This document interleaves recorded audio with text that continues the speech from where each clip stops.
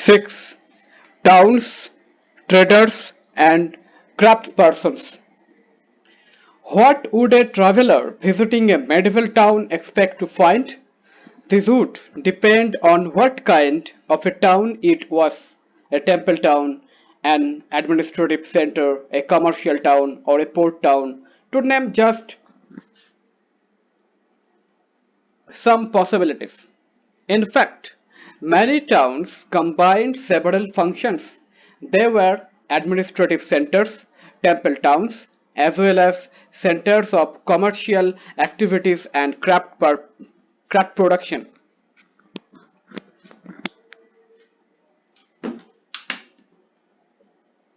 Map 1. Some important centers of trade and artisanal production in central and South India. Kabul, Brindaban, Pushkar, Ajmer, Ganga River, Jamuna River, Murshidabad, Calcutta, Ahmedabad, Somnath, Surat, Berar, Bombay, Bidar, Golconda, Bijapur, Krishna River, Mausalipattanam, Hampi, Kamalapuram, Sabamimalai, Tirupati, Madras, Mahabalipuram, Kachipuram, Tiruvannamalai, Thanjavur, Udaipur, Kaveri River, Madurai. Lakshadweep, Andaman and Nicobar Island, Arabian Sea, Bay of Bengal, Indian Ocean.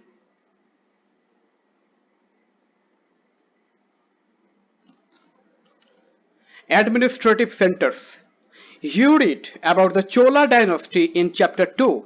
Let's travel in our imagination to Thanjavur, the capital of the Cholas, as it was 1,000 years ago. The perennial river Kaveri flows near this beautiful town. One hears the bells of the Rajarajeshwara temple built by King Rajaraja Chola.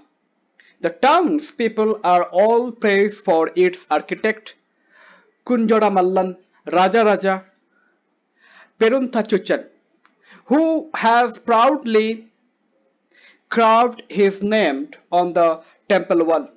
Inside is a massive Shiva Linga.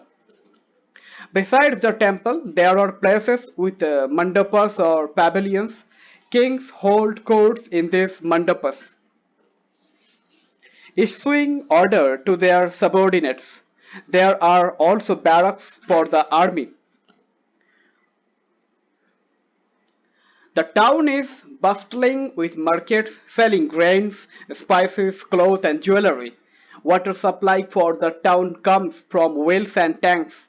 The Salaya weavers of Thanjavur and the nearby town of Urayur are busy producing clothes for flax to be used in the temple festival. Fine cottons for the king and nobility and coarse cotton for the masses. Some distance away at Sabami Malai, the sthapatis or sculptures are making exquisite bronze idols and tall ornamental bell metal lamps. Why do you think people regarded Thanjavur as a great town? Comment this.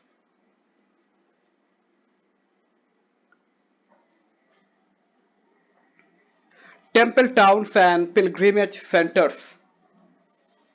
Thanjavur is also an example of a temple town. Temple towns represent a very important pattern of urbanization, the process by which cities develop. Temples were often central to the economy and society. Rulers built temples to demonstrate their devotion to various deities. They also endowed temples with grants of land and money to carry out elaborate rituals, feed pilgrims and priests, and celebrate festivals.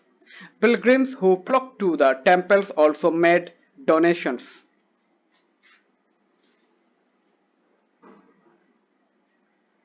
Bronze, bell metal, and the lost wax technique.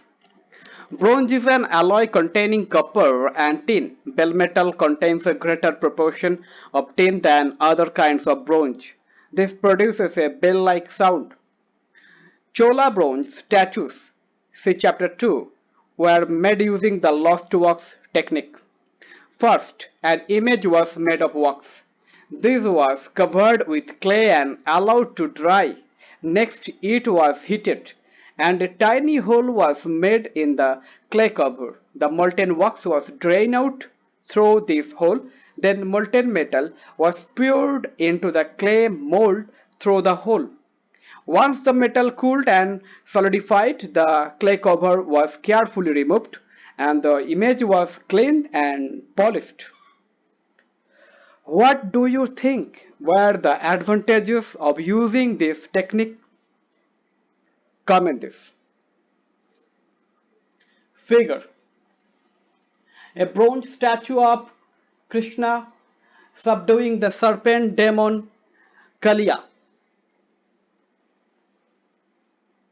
Temple authorities used their wealth to finance trade and banking.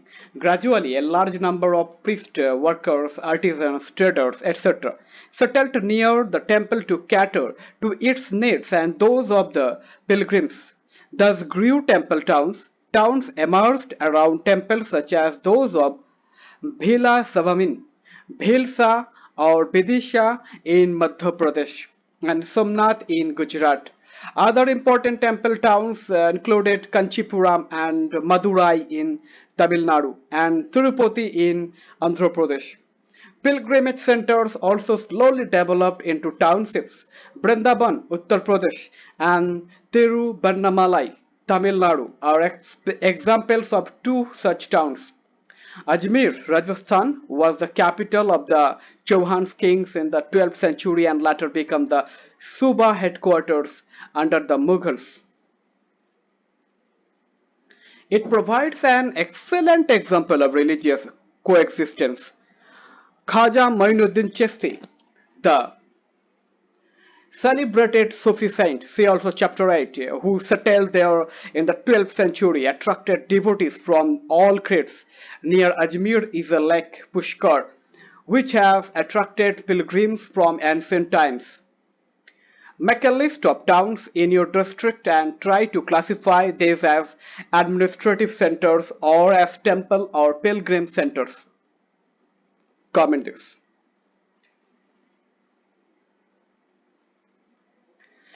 A network of small towns. From the 8th century onward, the subcontinent was dotted with several small towns. This probably emerged from large villages. They usually had a mandopika or mandi of later times, to which nearby villagers brought their produce to sell. They also had market streets called hatta, heart of later times, lined with shops. Besides, there were streets for different kinds of artisans, such as potters, oil pressers, sugar makers, toddy makers, smiths, stonemasons, etc. While some traders lived in the town, others traveled from town to town. Many came from far and near to these towns to buy local articles and sell products of distant places like horses, salt, camphor, saffron, betel nut, and spices like pepper. Figure a city market.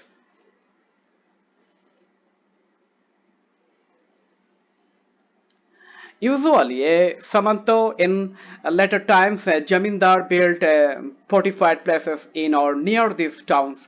They levied taxes on traders, artisans, and articles of trade, and sometimes donated the right to collect these taxes to local temples, which had been built by themselves or by rich merchants. These rights were recorded in inscriptions that have survived to this day. Figure a wood carver.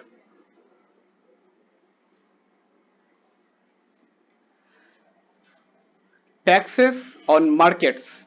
The following is a summary from a 10th century inscription from Rajasthan which lists the dues that were to be collected by temple authorities. There were taxes in kinds on sugar and jaggery, dyes, thread and cotton, on coconut, salt, areca nuts, butter, sesame oil, on cloth. Besides, there were taxes on traders, on those who sold metal goods, on distillers, on oil, on cattle fodder, and on loaders of grain. Some of these taxes were collected in kind, while others were collected in cash. Find out more about present day taxes on markets. Who collect this? How are they collected and what are they used for?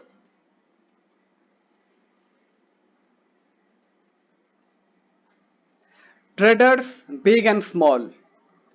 There were many kinds of traders. This includes the banner Banjaras.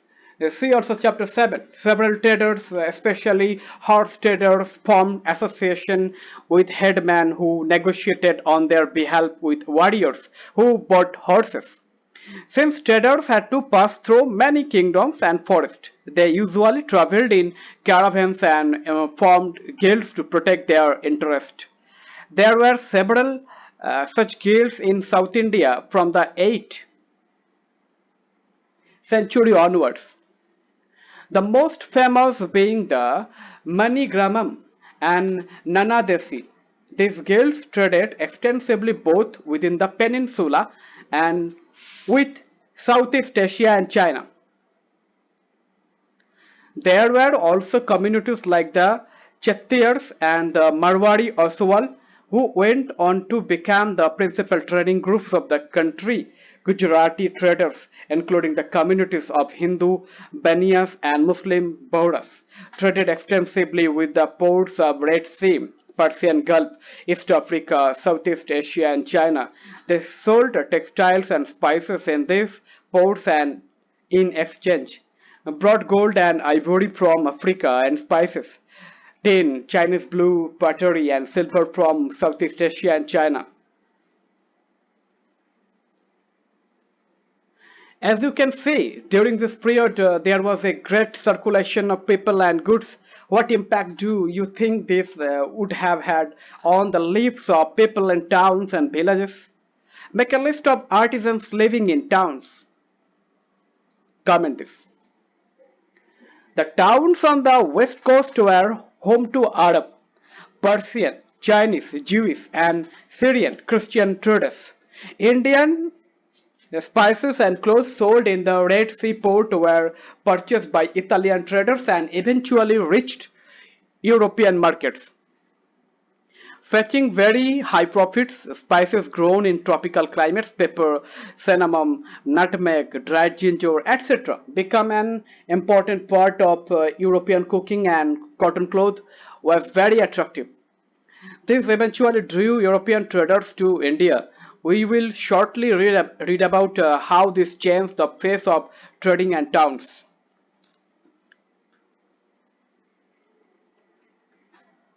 Kabul, with its rugged, mountainous landscape, Kabul, in present-day Afghanistan, became politically and commercially important from the 16th century onwards. Kabul and Kandahar were linked to the celebrated Silk Route. Besides, trade in horses was primarily carried on through this route. In the 17th century, Jean-Baptiste Tavernier, a diamond merchant, estimated that the horse trade at Kabul amounted to 30,000 annually, which was a huge sum in those days. Camels carried dried fruits, dates, carpets, silks, and even fresh fruits from Kabul to the subcontinent and elsewhere. Slaves were also brought here for sale.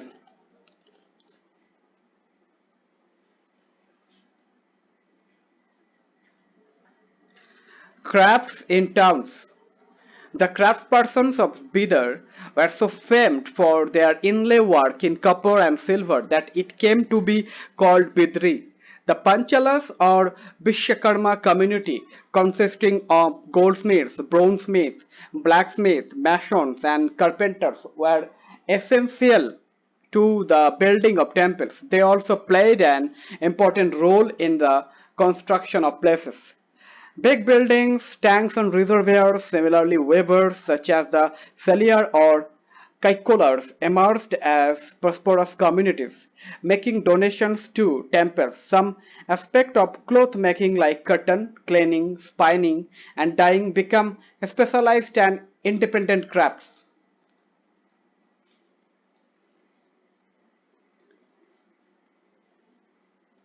Figure a shawl border.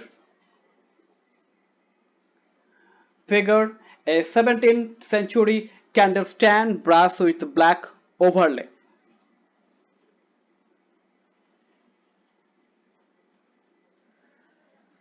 The changing fortunes of towns. Some towns like Ahmedabad, Gujarat went on to become major commercial cities, but others like Thanjavur shrank in size and importance over the centuries. Murshidabad, West Bengal, on the banks of the Bhagirathi, which rose to prominence as a center for silks and became the capital of Bengal in 1704, declined in the course of the century as the weaver faced competition from cheap mill-made clothes from England.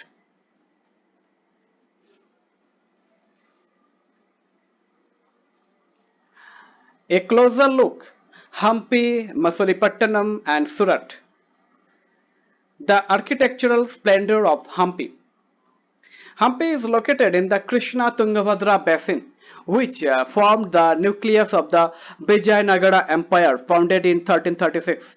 The magnificent ruins at Hampi reveal a well fortified city. No mortar or cementing agent was used in the construction for these walls, and the technique followed was to wedge them together by interlocking. Figure a view of the watchtower through a broken wall of the enclosure of Hampi.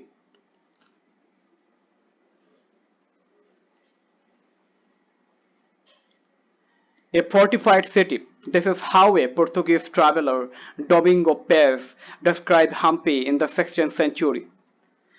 At the entrance of the gate, where those passed who came from Goa, this king has made within it a very strong city, fortified with walls and towers.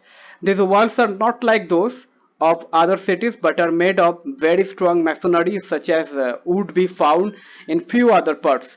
And inside, very beautiful rows of buildings made after their manner with flat roofs. Why do you think the city was fortified? Comment this.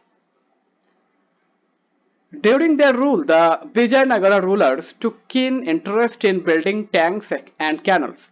The Anantraj Sagar tank was built with a 1.37 kilometer long earthen dam across the Maldevi rivers. Krishna Deva Raya built a huge stone embankment between two hills to create a massive lake near Vijayanagara, from which water was carried through aqueducts and channeled to irrigate fields and gardens.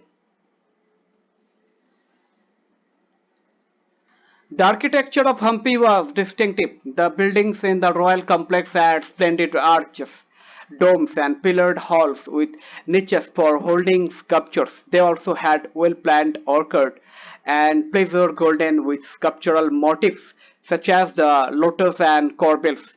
In its heyday in the 15th and 16th centuries, Hampi bustled with commercial and cultural activities. Muslim merchants, chettis, and agents of European traders such as the Portuguese thronged the markets of Hampi. Figure some Chariot, Vitala Temple, Hampi. Temples were the hub of cultural activities, and Devadasis, temple dancers, performed before the deity royalty and masses in the many pillared halls in the Birupaksa, a form of Shiva temple. The Mahanavami festival, known today as Navaratri in the south, was one of the most important festivals celebrated in Hampi. Archaeologists have found the Mahanabami platform where the king received guests and accepted tribute from subordinate chiefs. From here, he also watched dance and music performances as well as wrestling bouts. Hampi fell into ruin following the defeat of Vijayanagara in 1565 by the Deccani sultans. The rulers of Golconda, Bijapur, Ahmednagar, Berar and Bidar.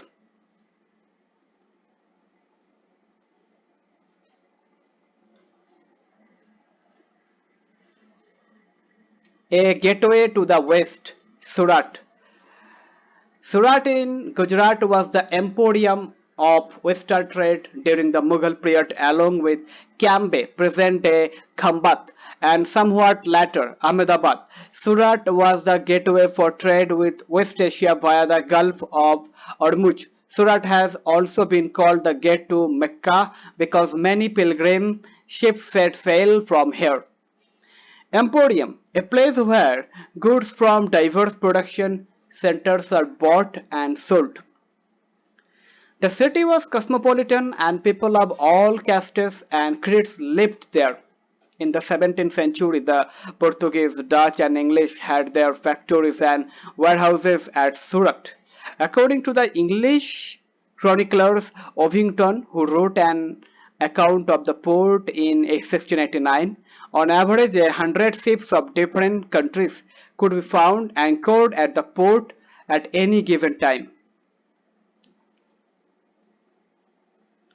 There were also several retail and wholesale shops selling cotton textiles. The textiles of Surat were famous for their gold-lace borders, jari, and had a market in West Asia, Africa, and Europe.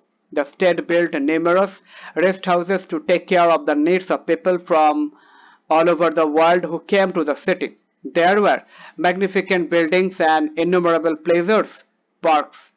The Kathiawar Shet or Mahajans money changers had huge banking houses at Surat. It is noteworthy that the Surat Handis were honored in the far-off markets of Cairo in Egypt, Basra in Iraq, and Antwerp in Belgium.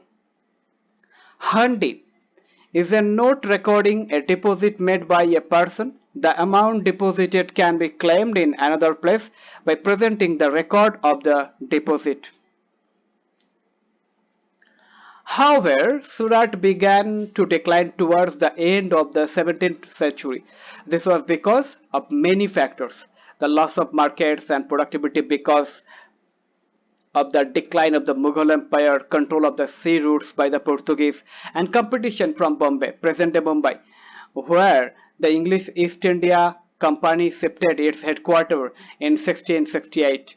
Today, Surat is a bustling commercial center.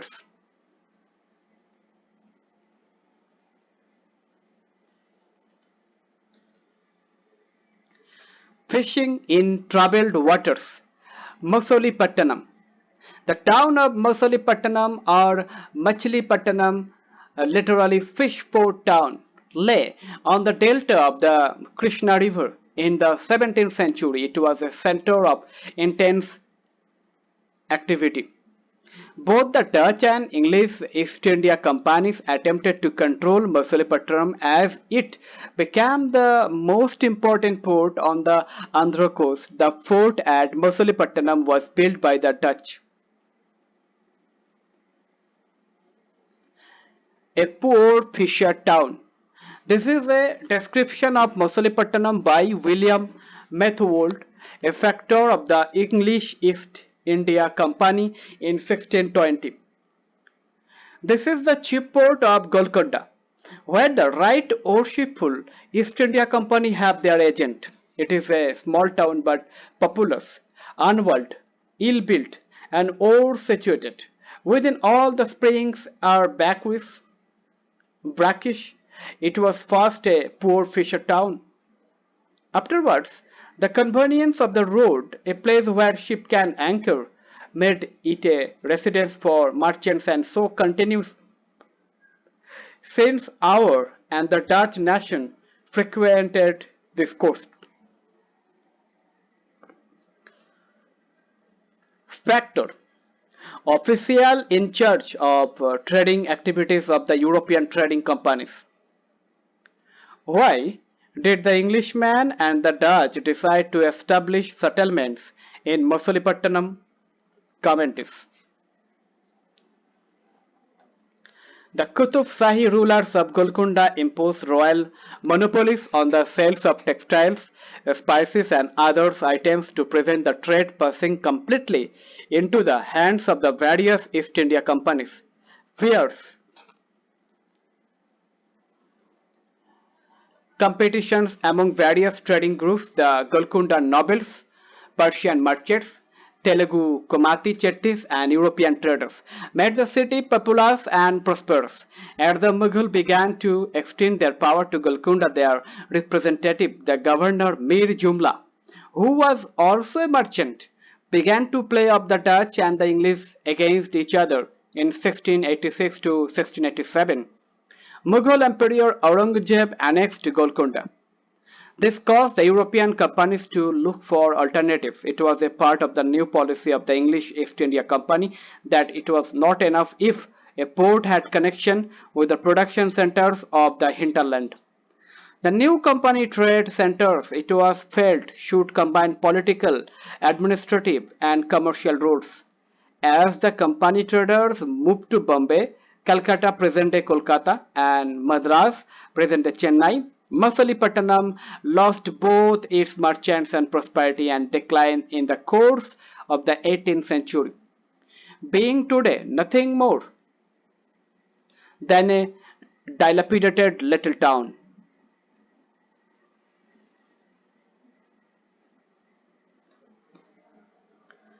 New towns and traders.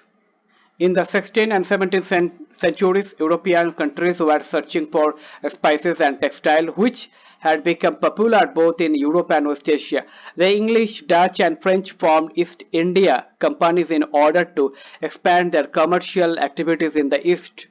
Initially, great Indian traders like Mullah Abdul Ghaffar and Virji Vohra, who owned a large number of ships, competed with them.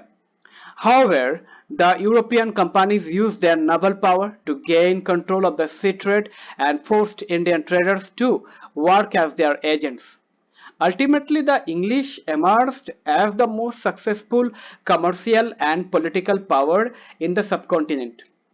The spurt in demand for goods like textiles led to a great expansion of the crafts of spinning, weaving, bleaching, dyeing, etc., with more and more people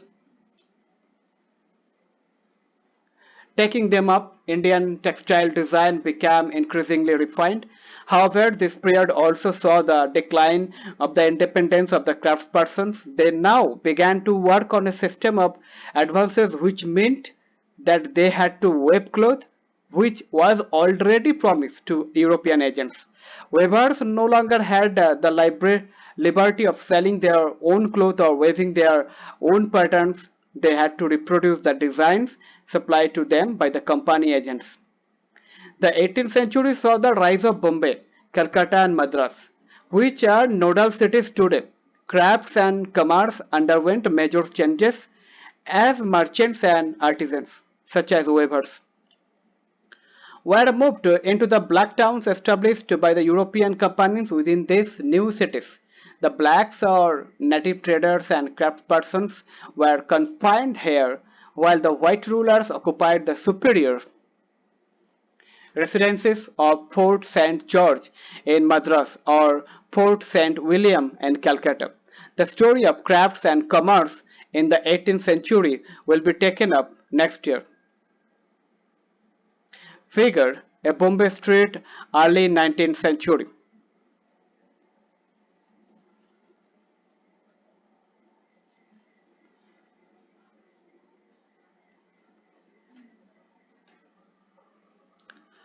Vasco da Gama and Christopher Columbus. Elsewhere, in the 15th century, European sailors undertook unprecedented explorations of sea routes. They were driven by the desire to find ways of reaching the Indian subcontinent and obtaining spices. Vasco da Gama, a Portuguese sailor, sailed down the African coast, went round the Cape of Good Hope, and crossed over to the Indian Ocean. His first journey took more than a year. He reached Calicut in 1498 and returned to Lisbon, the capital of Portugal. The following year, He lost two of his four ships and of the 170 men at the start of the journey, only 54 survived. In spite of the obvious hazards, the routes that were opened up proved to be extremely profitable, and he was followed by English, Dutch, and French sailors. The search for sea routes to India had another unexpected fallout on the assumption that the earth was round. Christopher Columbus, an Italian, decided to sail westward across the Atlantic Ocean to find a route to India. He landed in the West Indies, which got their names because of this confusion. In 1492, he was followed by sailors and conquerors from Spain and Portugal who occupied large parts of Central and South America, often destroying earlier settlements in the area. Figure Vasco da Gama. Imagine you are planning a journey from Surat to West Asia in the 17th century. What are the arrangements you will make? Comment this. Keywords: temple towns, urbanization, Vishwakarma, Emporium, Black Town. Let's recall. Let's understand, let's discuss, let's do. Do this and comment this.